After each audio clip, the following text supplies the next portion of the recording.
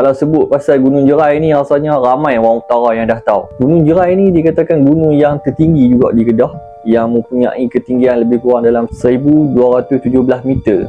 Dan Gunung Jerai ni juga terletak berhampiran dengan Kuala Muda dan juga Ian. Dikatakan juga Gunung Jerai ni dulu menjadikan salah satu panduan untuk pelayar melintasi Selat Melaka. Ada juga yang mengaitkan yang Gunung Jerai ni dikaitkan dengan Raja Bersiung. Seperti yang kita tahu, Raja Bersiung ni memiliki sifat dan tabiat yang suka minum darah dan isap darah manusia. Dan antara mitos yang dikatakan dikaitkan dengan Gunung Jerai ni, Raja Bersiung ni antara orang pertama yang membuka penempatan kaki gunung tu. Dan ada juga sekumpulan arkeologi yang pernah pergi buat penggalian dekat situ.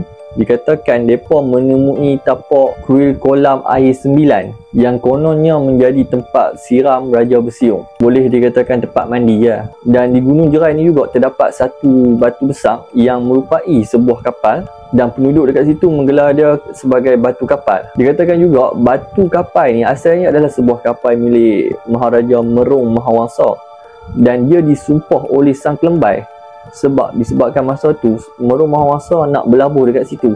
Dan Gunung Jerai ni juga dikaitkan dengan penempatan bunian yang dikata antara yang terbesar sekali lah yang diperintah oleh Raja Bunian.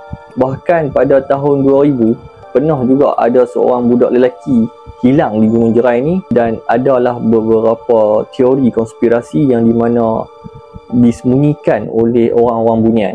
Ada juga cerita-cerita daripada mulut ke mulut yang mengatakan Gunung Jerai ni adalah salah satu tempat untuk orang membuang saka. Bahkan ada seorang pakcik bernama Syed Yahya di mana dia pernah kongsi satu pengalaman lebih kurang 50 tahun yang lalu. Ketika dia naik ke Gunung Jerai, dia lupa nak bagi salam.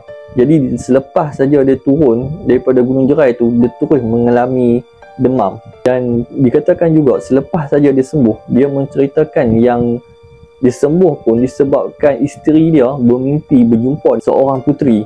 Jadi daripada pengalaman tu dia selalu pesan, kalau nak naik Gunung Jerai ni, jagalah bahasa. Jangan kata perkataan-perkataan yang boleh mendatangkan kemarahan kepada makhluk lain, supaya tak terjadi apa-apa yang tidak diingini di masa ke depan.